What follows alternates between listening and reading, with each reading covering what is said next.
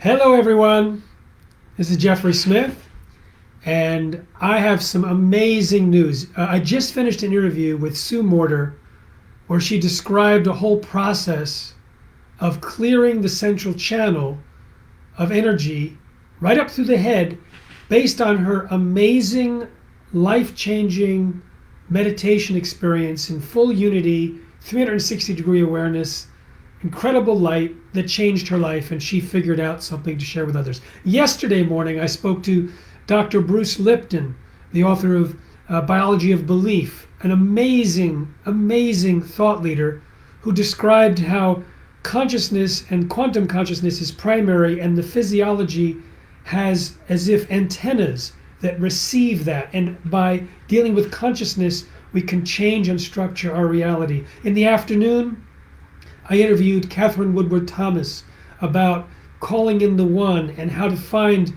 different aspects of our inner child inside of us and transform. Why am I talking to all of these great, amazing people? Well, it has to do with my own vision for what is available for us right now as we are all in a sheltering in place, or what I like to call a blossoming in place situation. And I'm going to go technical for a minute, and then I'm going to go very non-technical, very, very blue sky possibility. Technical. I learned from a chemist who was speaking to a spiritual leader 40 years ago that when you drop solutions into a chemical solution, the quality doesn't make any difference in the beginning. But once it starts a phase transition, that's when the quality means everything. That's when you determine how far the solution will change. I'm getting to society in just a minute. And then it becomes the plateau or a new normal. I have seen as an activist and an educator that a similar three-stage process occurs with humans. That you work really hard to get someone to want to change. And then they say, okay, I'm willing to change. That's when the quality of the information changes as to how. How do you make those changes? What can you do to best say yes to the commitment you just made? And then after you have a new normal, you can't make any more changes after that for a long time. We are in that phase transition right now as a society. The pandemic has done the heavy lifting. I don't know about you, but everyone I know is already well into the redefining, reprioritizing process, figuring out who they want to be now that they have been in this forced pause. Hardly anyone I know wants to go back to their old life, and I would say if we all did, it would be the greatest loss in human history, because we are in a opportunity that humanity has never had before. I interviewed Lynne Twist, who described how ancient prophecies talked about this time. And she talked about how we're akin to inside a cocoon. First, the caterpillar eats more than its weight by manyfold, completely non-sustainable, just devouring like our society did on Earth. And then it's forced into a quiet space like we are now. And then the imaginal cells orchestrate a transformation, a metamorphosis to a butterfly that looks nothing like the caterpillar. And we who choose to be conscious and active in our own transformation at this time are like the imaginal cells. I talked to Ilarion Merculieff as part of this program. He is of the Onondagan, or Onondagan people in the Aleutian Islands in Alaska. He talks about how this time is predicted as a prophecy and is described by the indigenous elders as a gift, and how to use this time as a gift. I know there has been horrific situations with the pandemic. I know that there has been death, but there's also something that is unprecedentedly positive.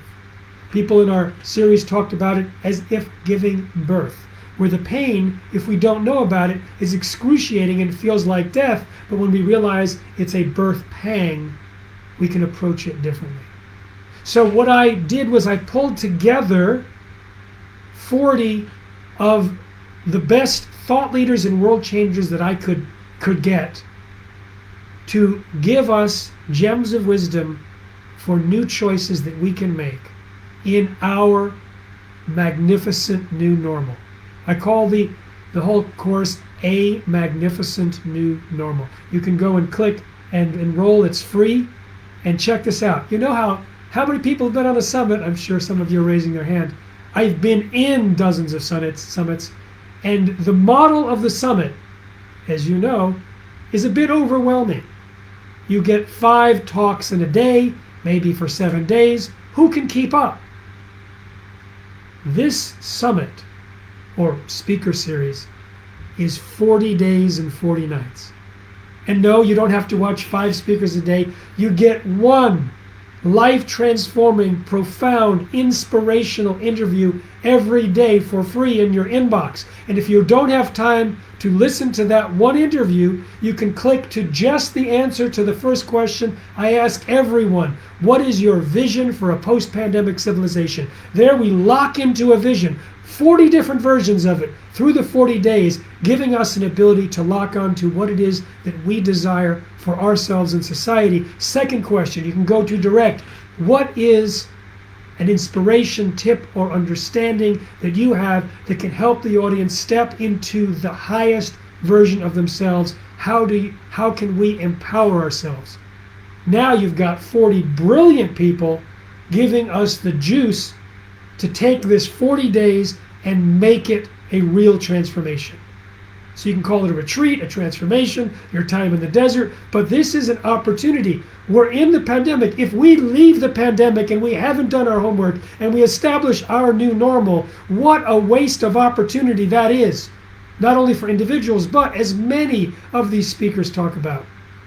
The universe is not a classical physics universe. It is a quantum physics universe. We are not individuals separated by time and space, and that is that. We are actually, in part, relational and connected. So if we're trying to propel ourselves forward, we're also propelling society forward. It's interesting, Bruce Lipton yesterday morning in the interview talked about how there were certain cells in a person's body. They put it in a petri dish and put it 100 miles away. They had a video on both the petri dish and the person. They created an intense emotional state in the person, and instantaneously that person's cells changed.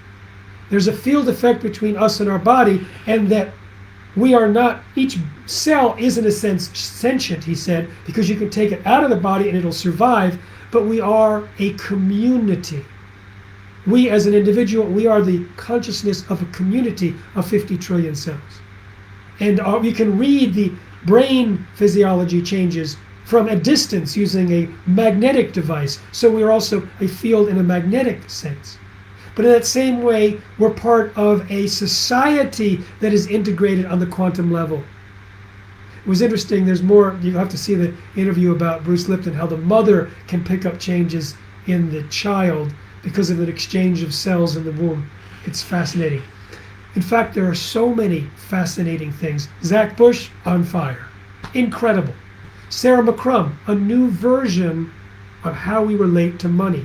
Something I had never heard before until I read her book, which was quite challenging to basically turning everything 180 degrees about our personal relationship with money. Nina Simons, off the chart. The first interview is with Nina Simons. She's from Bioneers. So articulately describes the possibilities of the vision for the post-pandemic civilization and our role. So many people talked about the balancing of the masculine and feminine, the embracing the mysterious, mindfulness things, guided meditations, breathing techniques. Eben Alexander talked about his near-death experience that he wrote about in Proof of Heaven. He was on the front page of Newsweek talking about Proof of Heaven. That's quite a position. He was a neurosurgeon verifying that the brain could not possibly have the thoughts and experiences that he did while he was in a coma for 7 days.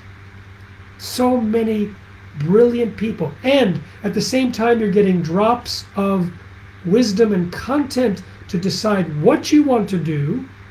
We have experts explaining how you can transform most easily. B.J. Fogg, a professor in Stanford, an expert at behavior change, explains how we can change new behaviors into habits. David and Austin Perlmutter talk about shifting the brain physiology from the amygdala to the prefrontal cortex so we can actually integrate new behaviors. Tom O'Brien talking about shifting from the sympathetic to the parasympathetic for the same reason. We have people talking about how to find your purpose. People talking about the nature and science of success. There's all sorts of personal development tools. I really enjoyed the interview with a 17-year-old, Tiana Day, who had her own spiritual awakening, going from fearing death and all sorts of problems and judging people to stepping into a place of personal power. And it's amazing how her universe and the synchronicities in her life put her in the lead of a 50,000 person Black Lives Matter protest across the Golden Gate Bridge. 18 hours before, she just volunteered because they were going to cancel it because there was no African American to lead it. She brought 3 cases of water thinking that that was enough for everyone who was going to show up. Her parents were calling their friends to get people to show up so she wouldn't be disappointed. And 50,000 people came. A 29-year-old, Cameron Whitten from Portland, who's been working as an activist, talks about his 10 years as a queer black man being an activist in Portland, running for office, doing a hunger strike, running for mayor, wearing a box to protest the homeless because he had been homeless, and these amazing transformations, how he used his awareness and love to overcome his trauma. So many different pieces. And we invite everyone to use a journal, My Magnificent New Normal, and ways to use the journal to integrate. Because, it's 40 days. They're brilliant points every day. It's not about trying to jam everything into your life. It's about figuring out what is resonating, what knowledge, what action, and what about yourself. What knowledge about yourself are you learning? The knowledge, the gems of knowledge, the action steps you may want to take, and wisdom about yourself. So we explain how to do that and offer opportunities, add on optional opportunities for live seminars with these great experts, small group coaching, small group meetings, etc. Because we've designed this for transformation, and transformation happens individually and it happens in a community. So can you tell I'm excited about this? I have had the greatest opportunity to interview some of the best people in the world and ask them on your behalf what they want to recommend for people who are committed to using the time to transform. And before I go, I'm going to answer some questions. But before I go, I want to ask you to make a commitment to transform at this time, whether or not you go to a Magnificent New Normal and sign up and get the help of our structure. We're in a phase transition. We're being given an opportunity that no one in human history has been given. A global pause where we're forced into a situation, as Lynne Twist talked about, hospicing the old structures, midwifing the new ones. We also talk to experts about what fear and stress can do. Not only does it shut down our immune system at a time when we do not want our immune system shut down, it blocks our ability to integrate new information and make change. So, if you're committed to use this time to transform, I ask you to look beyond whatever fear is being pumped into your media and step into your magnificent new normal and make a commitment. Then, once you've committed to say, yes, I want to make a change, then your receptor cells become open to hear the gems of wisdom that you need, whether it's from these 40 days and 40 nights of speakers, or a book falls off your shelf, that classic concept, or someone just turns to you and says something, you hear a song, or whatever, however it is that we process information, however it is that we connect with our intuition, with source. But it starts with saying yes.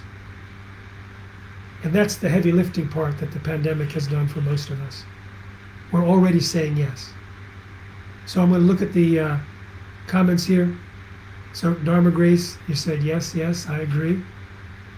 And Dewi, aloha, I'm so happy you're venturing into this realm of discussion and co-creation. And if you have a speaker for me, let me know. I'm pretty much packed with speakers, but you can let me know. T. Matthew Phillips, I think he's a mole. Anyway, here we go. We're going to step into our magnificent new normal, and I'll see you there. Take care, everyone.